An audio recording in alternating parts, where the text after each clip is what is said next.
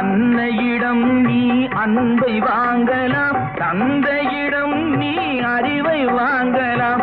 இரண்டும் இருந்தால் பேரை வாங்கலாம், பேரை வாங்கினால் ஊரை வாங்கலாம். நல்ல நல்ல பிள்ளைகளை நம்பி இந்த நாடே இருக்குது தம்பி.